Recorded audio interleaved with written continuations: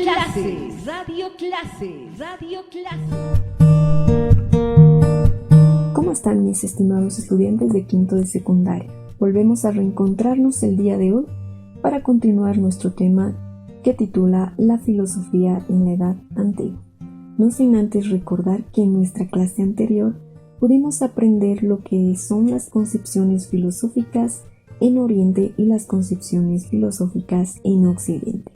Cada una de estas con sus diferentes pensamientos filosóficos que fueron representados a través de sus grandes exponentes filosóficos de gran renombre. Pues bien, ahora continuamos con el estudio del periodo antropológico de la filosofía griega. Para ello, juguemos un poco con nuestra imaginación y remontémonos al pasado entre los siglos III, IV y V antes de Cristo, en el cual vamos a ver lo que son los sofistas. Estos sofistas se caracterizaban porque constituían un movimiento intelectual en la segunda mitad del siglo V antes de Cristo, el cual surge a consecuencia de la primera crisis de la filosofía, y esta crisis de la filosofía se dio a cambio de una reflexión filosófica que ya no giraba en torno de la physis, que era el estudio del conocimiento del hombre, sino que ahora giraba en el centro del hombre. Por ello, el periodo cosmológico o físico de los primeros filósofos deja paso a un periodo antropológico. Y sabemos muy bien, mis queridos estudiantes, que la antropología tiene como objeto el estudio del hombre. Luego pasamos a ver a Protágoras de Abdera. Este era un gran filósofo griego, el cual un primer sofista y precursor de la profesionalización de la enseñanza retórica. Su doctrina se basaba en la enseñanza de la sabiduría. Pues bien, este gran aporte tuvo gran influencia en los discípulos que tenía, por tanto, tenía como objeto la filosofía de ser ejercitada al hombre en cosas y actos, y no solamente ser una simple especulación dialéctica. A través de esa gran frase célebre es que es conocido Protágoras. Pasamos a ver a Georgías de Leontíoncos. Este filósofo fue un primer sofista de la antigua Grecia, el cual fue alumno de grandes pensadores y que tuvo una posición filosófica la cual señalaba nada existe. Esta frase condujo a un escepticismo radical acerca de la propia existencia. Ahora pasamos a ver a lo que es el apogeo en Atenas. Es acá donde surgen estos grandes filósofos que trascendieron a través de la historia y los tenemos ahora hasta nuestra actualidad con sus pensamientos filosóficos que realmente ilustraron a gran parte de los filósofos que vinieron tras de ellos. Pasamos a ver a Sócrates. Bueno, Sócrates, gran filósofo, empleaba en obedecer la orden de Apolo, el dios de Delfos. Era un sabio que pasó su juventud interrogando a los poetas, los artistas, los filósofos y los políticos, el cual creía haber encontrado las respuestas a cada una de sus preguntas y sus interrogantes. Por tanto, afirmaba que yo, un hombre a quien Dios ha puesto al cuidado de la ciudad, como si ésta fuera un caballo grande y falto de ser aguijoneado por una especie de tábano, Dios me ha asignado a mí que no cesó en absoluto durante el día entero de aguijonearlos. tratar de convencerlos y hacerles reproches, sentándome a conversar con ustedes donde quiera que sea. Es así que con esta manera de pensar, Sócrates crea un método conocido como el método de la mayéutica, que significa hacer parir o hacer nacer las ideas. Ahora pasamos a ver qué es el arte de morir para Sócrates. Para este filósofo, la muerte era una posibilidad de encuentro y reencuentro con los que ya habían muerto, y por qué no decir con los que morirían, el cual Sócrates decía de que la muerte también podía llevar a la felicidad a una persona, afirmando lo siguiente: que la muerte es a veces preferible a la vida por razones que tienen que ver con la fe y la experiencia religiosa del filósofo. Por tanto, Sócrates fue tan famoso debido a su enseñanza que él daba en las plazas de la antigua Grecia. Ahora pasamos a ver a Platón.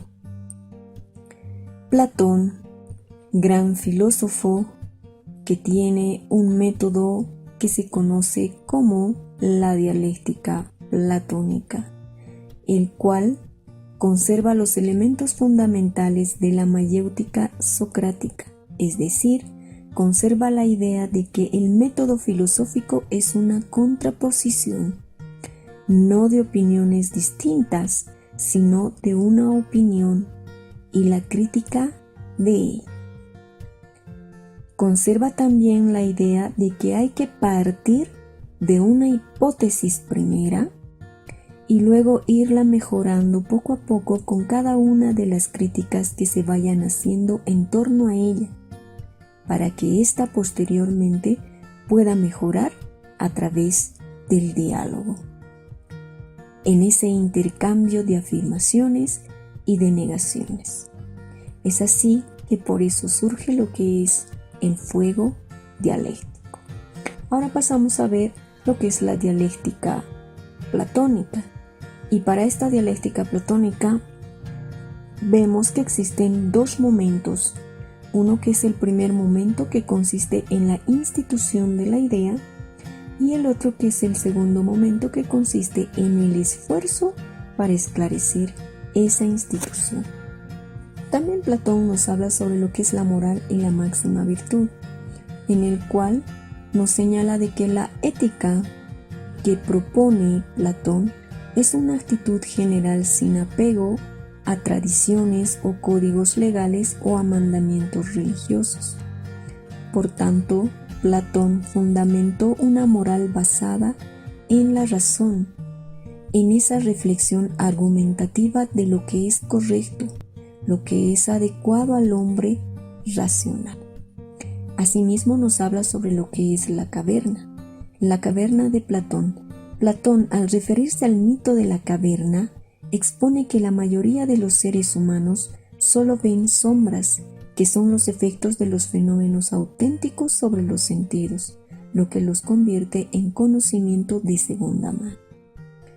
Por tanto, elevarse el conocimiento de las verdades auténticas es crucial, aunque dolorosa, nos dice Platón.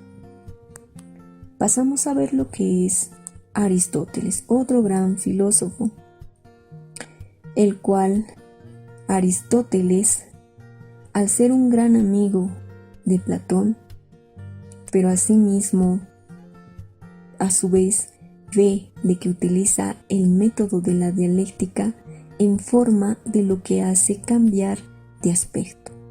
Aristóteles se fija en ese movimiento de la razón intuitiva que pasa por medio de la contraposición de oposiciones, de una afirmación a la siguiente y de esta a la siguiente. Se esfuerza por reducir a las leyes este tránsito y por encontrar la ley en virtud de la cual es una afirmación que pasamos a la siguiente.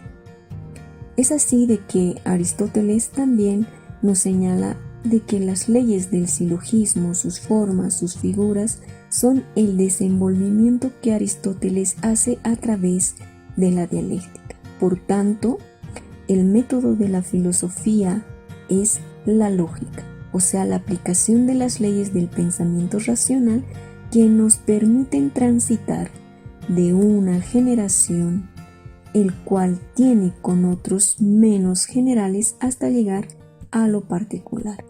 Por tanto, esas leyes del pensamiento racional son para Aristóteles el método de la filosofía. Bueno, con ustedes hasta aquí llegamos con nuestro tema y concluimos con nuestro tema de hoy. Para la próxima clase, solamente comunicarles e informarles de que analicen sobre lo que es el pensamiento filosófico de Hipatia. Con esto me despido de ustedes, su amiga de siempre, Mary Cazó.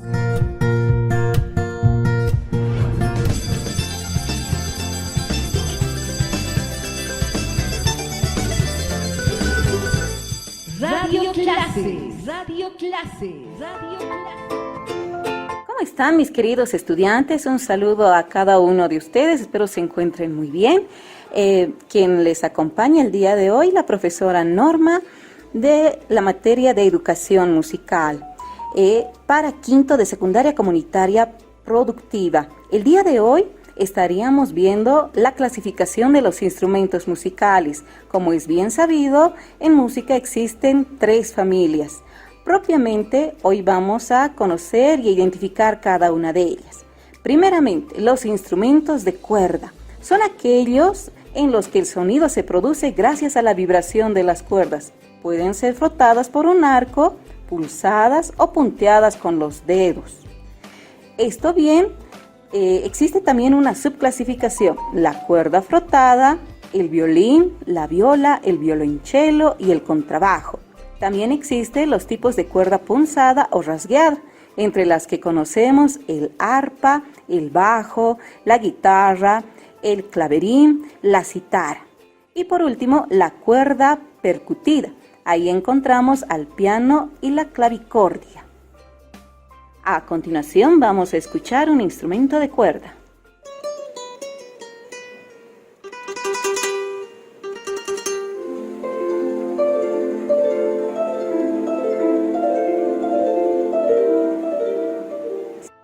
Entre la familia de los instrumentos de viento, sobre todo ellos se tratan de instrumentos que son producidos gracias a la modulación del aire, esto que ingresa al tubo de sonido. Estos pueden ser a su vez de viento de metal o de viento de madera, depende del material. En todo caso, podemos encontrar una subclasificación. Por ejemplo, a través del soplo humano, instrumentos como ser la quena, el pinquillo, por ejemplo, en territorio andino. De lengüeta doble, también existen diferentes instrumentos. De lengüeta simple, uno de ellos el clarinete y el saxofón. Instrumentos de metal, el bombardino, la trompeta, el trombón, la tuba. Y por último, de soplo mecánico, el acordeón y el órgano, que enseguida lo vamos a escuchar.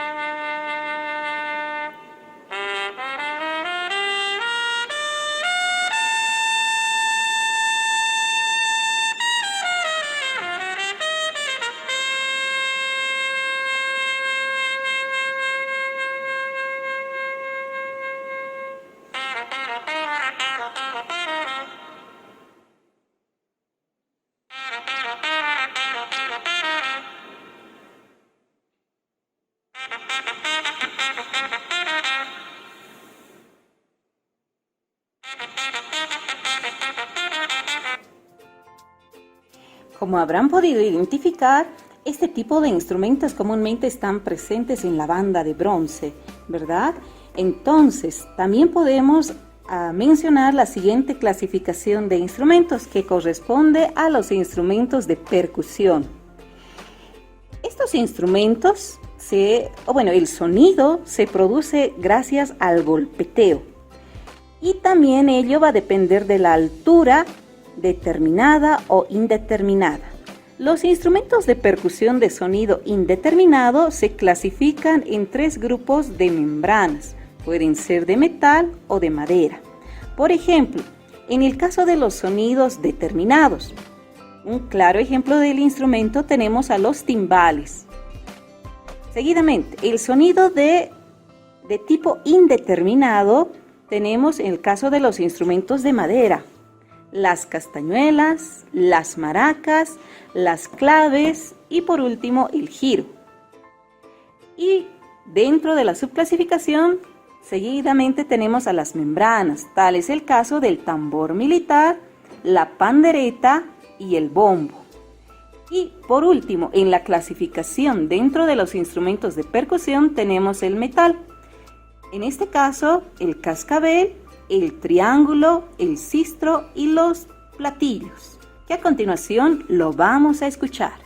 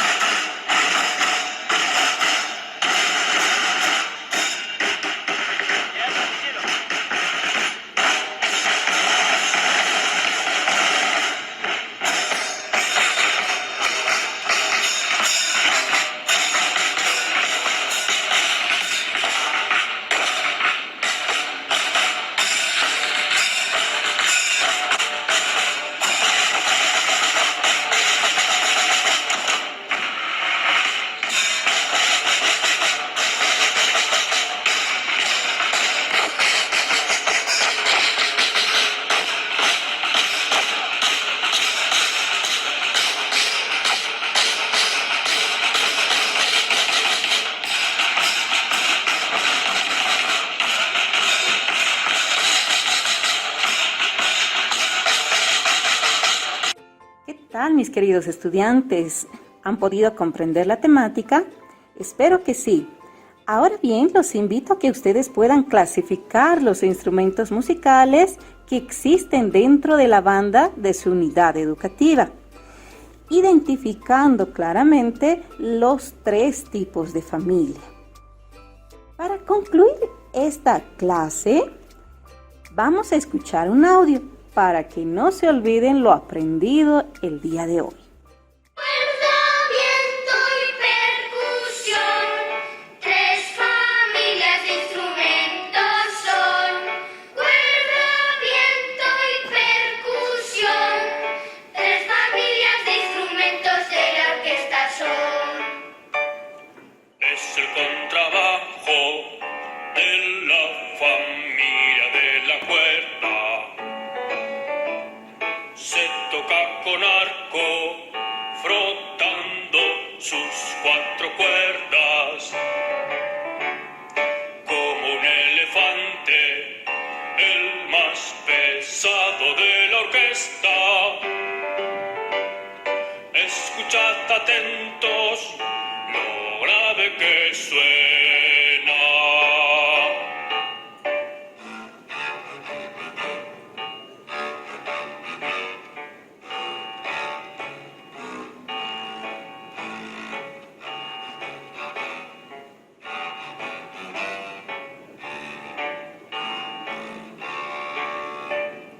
Cuerda, viento y percusión, 3 familias de instrumentos son. Cuerda, viento y percusión, 3 familias de instrumentos de la orquesta son. Ya llega la flauta, es de la familia del viento. Se toca soplando y moviendo también los dedos. Cuando está tocando, las notas vuelan por el cielo. Escuchad atentos lo aguda que suena.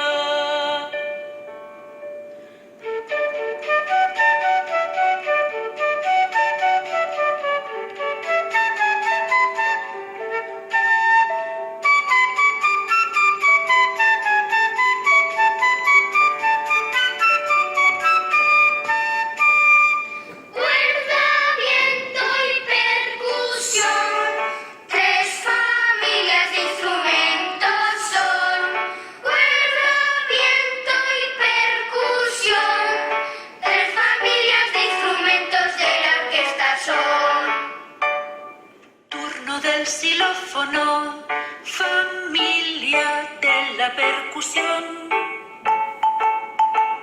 Se toca golpeando las láminas con las baquetas.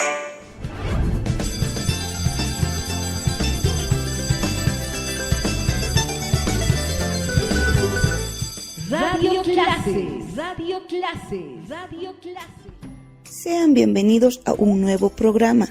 A partir de este momento les acompaña la profesora Claudia Regina Rodríguez Luna, del área de Biología Geografía, para conocer los procesos de reproducción celular, con nuestro programa dirigido para todos los estudiantes de quinto de secundaria.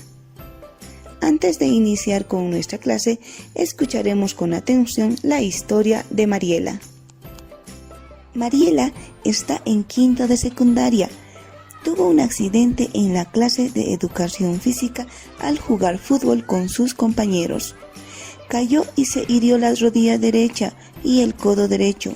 Inmediatamente después del accidente fue auxiliada por el profesor de educación física. Aplicando primeros auxilios, le desinfectaron la herida con yodopovidoma. Pasaron los días y las heridas de Mariela presentaron una costra. Ella frecuentemente solía sacarla poco a poco, la costra que se encontraba en su codo derecho, y no así la de su rodilla. Observando aquello, la maestra de biología le recomendó colocarse la tela que se encuentra en el interior del huevo sobre sus heridas. Mariela hizo caso a la recomendación y durante 2 semanas estuvo diariamente cambiando la telita del huevo sobre su herida. Transcurridos 3 meses, Mariela observó que no quedó cicatriz alguna de ese incidente. Ahora respondemos en el cuaderno de apuntes las siguientes preguntas. ¿Qué estará pasando con las células que se encuentran alrededor de las heridas de Mariela inmediatamente después del accidente? ¿Cómo crees que ayudó la membrana del huevo en la regeneración celular de la herida de Mariela? Y por último, pregunta en tu familia qué otras técnicas se puede utilizar en el caso de una herida abierta para la regeneración de la piel. Para un mejor estudio, describiremos las características de la reproducción. Se conoce como reproducción celular al proceso biológico que parte de la etapa del ciclo celular, en el cual cada célula se divide para formar 2 células hijas distintas.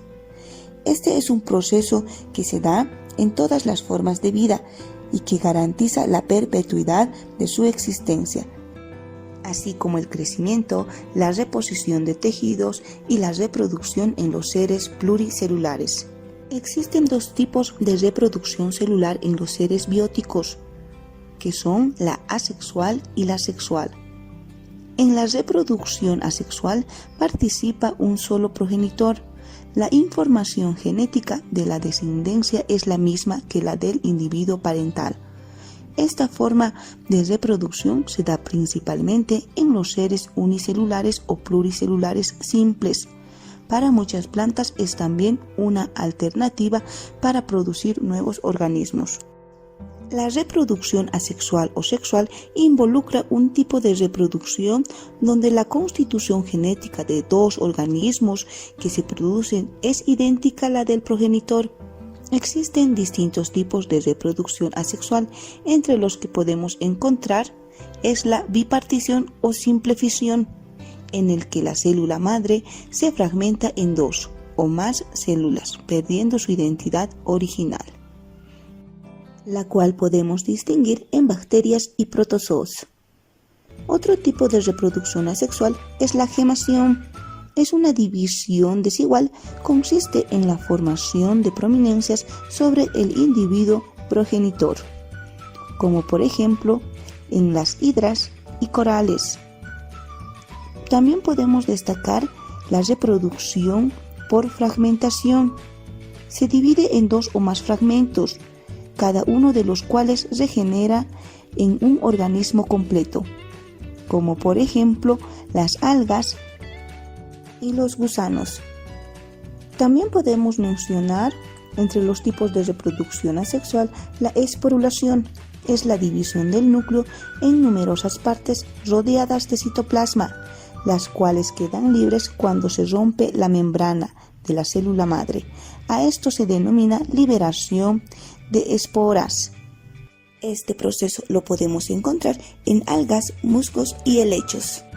Conocer la reproducción de las células somáticas es muy importante, ya que una célula somática es cualquier célula del cuerpo, excepto los espermatozoides y el óvulo. Las células somáticas son diploides, es decir, que contienen 2 juegos de cromosomas, uno heredado por el padre y el otro por la madre. La mitosis es la división celular asociada a la división de las células somáticas, es decir, células que no van a convertirse en células sexuales. Es un fenómeno en el cual una célula da lugar a 2 células hijas. Esta división celular implica el reparto equitativo de los materiales celulares entre las 2 células hijas, por lo que se mantiene el número cromosomático de la célula parental preexistente. Antes de iniciar las fases de la mitosis, existe un momento de preparación denominado interfase. La interfase es un proceso de preparación para el proceso de la reproducción, duplicando su ADN y tomando las medidas internas y externas pertinentes para enfrentar con éxito el proceso de división celular. Y se divide en 3 etapas. La G1 o presíntesis, donde la célula duplica su tamaño y aumenta el número de organelos, enzimas y otras moléculas. También podemos mencionar la S-o-síntesis, que se encarga de la duplicación del ADN y proteínas asociadas. También podemos indicar la G2 o postsíntesis, que es donde se empieza a preparar la célula para la división y los cromosomas comienzan a condensarse. Y por último, la G0 o de reposo, donde las células cesan y se dividen. Por tanto, la mitosis comprende 4 fases. La primera, denominada profase, donde la envoltura nuclear comienza a romperse hasta disolverse paulatinamente, duplicándose el centrosoma y cada uno se desplaza hacia uno de los extremos de la célula, formando microtúbulos. En el proceso de la metafase, los cromosomas se alinean en el ecuador de la célula. Cada uno de ellos ya se ha duplicado en la interfase, por lo que en ese momento se separan las 2 copias.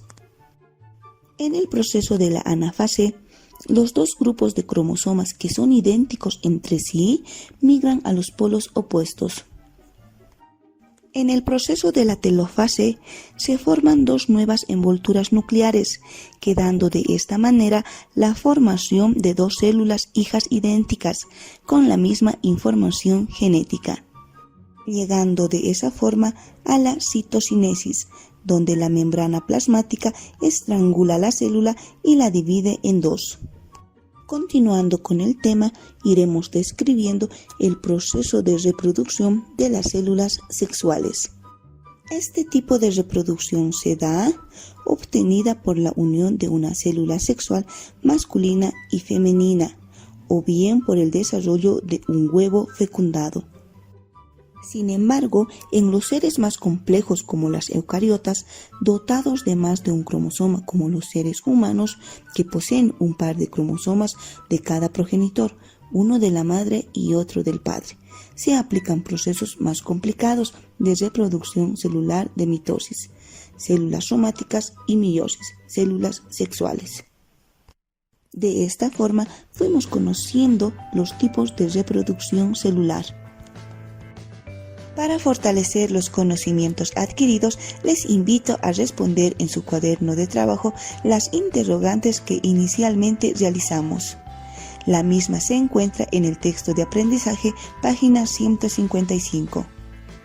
De la misma forma, representar por medio de dibujos los tipos de reproducción asexual: bipartición, esporulación, gemación y fragmentación. Queridos estudiantes, llegó la hora de despedirnos. Muchas gracias por su atención. Quien les acompañó, la profesora Claudia Regina Rodríguez Luna.